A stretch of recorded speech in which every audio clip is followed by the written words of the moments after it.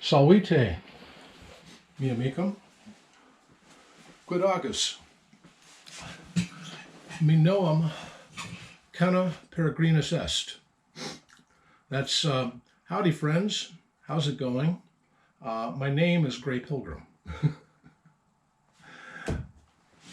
I want to talk about the tools of empire.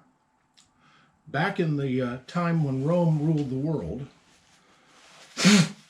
the tool that her legions used was a sword. Now, this is not their sword, but it's exactly the right length of their sword. Theirs was called the Gladius Iberius, or the Legion's Gladius, or Legion's sword. And it was a short sword, more used for stabbing than for cuts. And it was a straight sword this length, and about the same size crosspiece on it. Our empire uses this tool, the AR-15, more the M4 pattern. This is a, sort of a home build of the same thing. The receiver came from a registered Ruger receiver and various parts, and this is a red dot optic.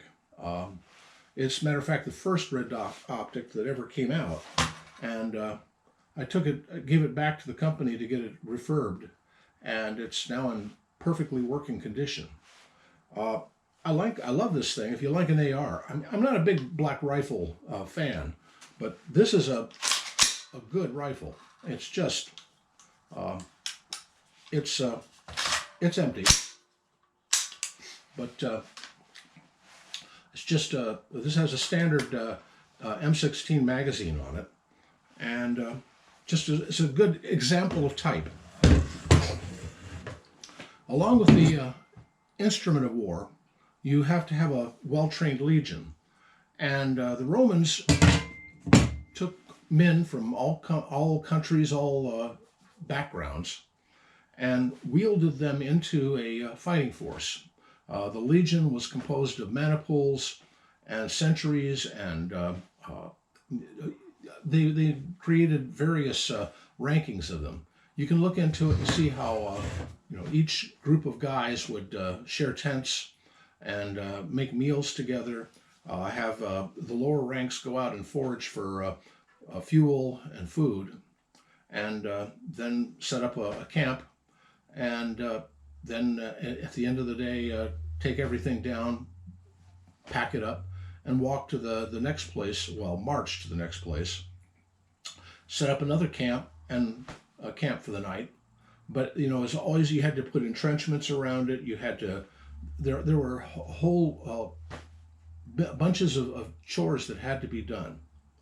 To be a legionnaire, you had to have various skills. I mean, you couldn't bring the full logistics train with you, so you had specific legionnaires who were trained as metalsmiths, leather workers, people who made shields, scutum, or the big spear they used, which is called a pilum. And they would train to do those particular chores. And you could make a little extra money on the side by helping Janus over there put a new boot on, or a sandal on his foot. And the hobnailed sandals were a sign of the legion. In like manner, you wear a camo uniform. In America, you have the industries creating all of the logistics, but you'd have a corps that was designed to bring all that stuff to the troops and say, okay, here's all your uniform gear and all your kit, and follow your sergeant, or centurion in the case of the Roman, and go off and do whatever he says. You go through a boot camp, learn how to be a soldier. The Legion, they had to serve for, I think it was 25 or 30 years before they could retire. And one of the retirement perks was you were given land that you could settle in on. The idea was to take your legion up to, say, the far marches of near the Rhine River, and then you take all the guys who just retired and set up a camp there and say, okay, this is all your land. You've got to till it, and you've also got to defend it. And in the event that there's a problem, let them notice the post that was here, the Legion outpost, know that there's a problem, and they'll send runners to get more legionnaires, and we'll come up here and kick butt on any barbarian who comes and bothers you. And the system worked really well. They at the peak of the Roman Empire, about 100 AD or thereabouts, they had all of Europe and most of Africa and the Middle East all under their control. The Mediterranean was a Roman lake, and they for about 150, 120 years was the period of the classic Roman Empire. And within the Roman Empire, they had the Pax Romana, the Peace of Rome. I've studied the Roman Empire extensively. You know, they talk about guys these days think of Rome a few times a day. Well, I think about it more because, I learned Latin. I learned the way the empire was structured. I learned how the legions operated. And, one of the big things that they did was they built roads. And those roads were paramount for controlling their empire. And even after the collapse of the empire, those roads served as the main commerce corridors throughout Europe. Matter of fact, to this day, some of them are still in use. The main highways in Britain are built on old Roman roads. Same can be said for France. There are structures in Spain and in Syria, all over the place, that were built by the Romans and still in use. One thing that's not well known is in the city of Rome, the water department of the city of Rome is actually the water department of the old empire, and they're in the same building with the same bureaucratic structure that they had under empire. Matter of fact, every manhole cover on the sewers of Rome is marked SPQR, which stands for Senatus Populi Curo Romanus, which means for the Senate and people of Rome, that used to be the sign of the empire. I've got a flag that says that out in my shop. The only place you'll see it, though, these days are on Roman manhole covers because the Roman water department is the same guys who ran it for the last 2,000 years.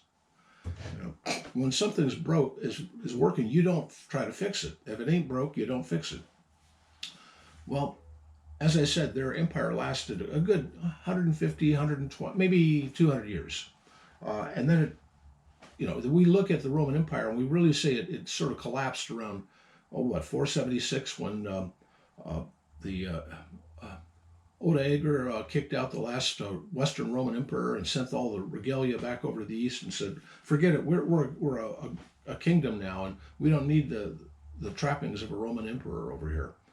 He was just a figurehead anyway, but they didn't need it anymore. Well, so that's usually considered the fall of Rome.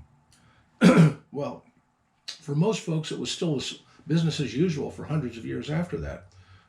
To this day, there's still aristocratic families in Italy that trace their origins back to the Senate of ancient Rome. And they still are political powers over there to this day. In like manner, in the American Empire, we have families that have become basically like the senatorial class of Rome. They have never worked a day in their life. They just look at Chuck Schumer. He studied law, went in to become a clerk somewhere, and then got elected. And then, he has never worked a day in his life. He's just been a bureaucrat. I can say that about a dozen other of them. These are the new senator class, the new head honchos of the world. And we're as disgusted with them as the Romans became with their own senatorial class. Rome experienced many a die-off of that kind of people. And we're about to see that kind of thing, I think, in America today. Anyway, just a counterpoint of, the point. The Gladius Iberius and the AR-15, they serve the same purpose, exact same purpose. They're the tool of the legionnaire. And, we fail to appreciate that most of the time and really should keep it in mind, I think. Anyway, just a quick thought, Anyway, Vale.